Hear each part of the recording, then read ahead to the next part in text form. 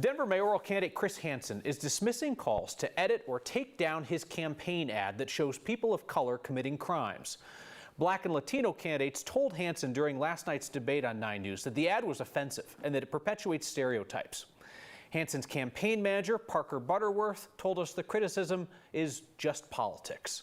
Our Marshall Zellinger looks at that and some other key moments from the first televised debate. There is only one political ad on television right now for anyone running for Denver mayor. How did it come to this? The imagery in this ad, paid for by Chris Hansen, led to the most engagement between candidates, starting with Ian Tafoya. Raise your hand here on the stage if you're disgusted by an ad that makes people of color as the only criminals or the people who are overrepresented in homelessness.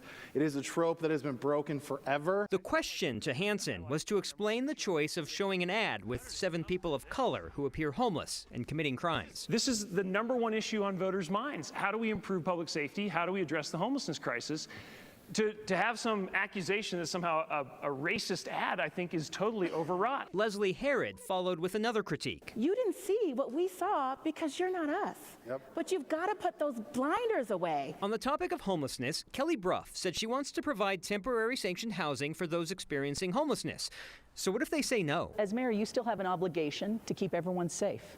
And so if somebody can't make that decision for themselves based on mental health or addiction issues, I still think we have an obligation as government to make it for them until they can. So I would still take them in. When asked what they would be arrested for, she said there is no camping in the city. Mike Johnston is one of 4 candidates, joining Kwame Spearman, Trinidad Rodriguez, and Debbie Ortega, who wants to hire more police officers. There are currently 148 vacancies and just 70 cadets in the academy. The reason why we can recruit more is we do want to recruit them to a different kind of job than they've done so far. When I talk to people in communities, what they want are officers back who are visible, who are walking the streets, who are talking to community members, who are walking into businesses, giving them their cards, talking to neighbors, asking questions. They want real community-based policing where you can reform what currently feels like being policed and put back in what feels like being protected. Lisa Calderon would prefer to hire more city employees that do not wear a uniform and badge. It's interesting that we keep talking about hiring more police officers and we don't talk about hiring more social workers or librarians or people with expertise in intervention in violence. Thomas Wolf joined Kwame Spearman and Kelly Brough in wanting to bring back qualified immunity for police officers. And Wolf wants police misconduct settlements to be paid for out of the public safety budget. Of course, we can't have individual officers on the hook for the liability that we create because we're not going to be able to attract any more officers.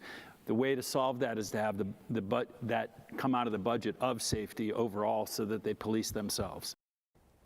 I got 7 of the 13 candidates in that 2.5-minute piece. That's just a sample of the detail we heard in our 2-hour debate, which you can watch, and I promise you, you will not be bored. We have a link on 9news.com and a full written recap of it. Denver voters, I appeal to you. This can help you make an informed decision before ballots go out March 13th.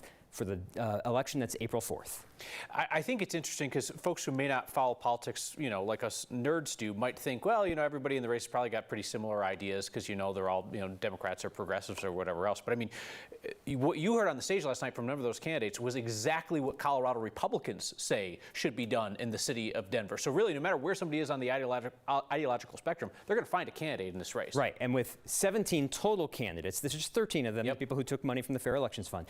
If you can't find the one that you want, maybe you can start eliminating based on what you hear, what you don't like, and then that gets you closer to making a decision. You might be down to 11 people after that. Yeah. All right, Marshall, thank you.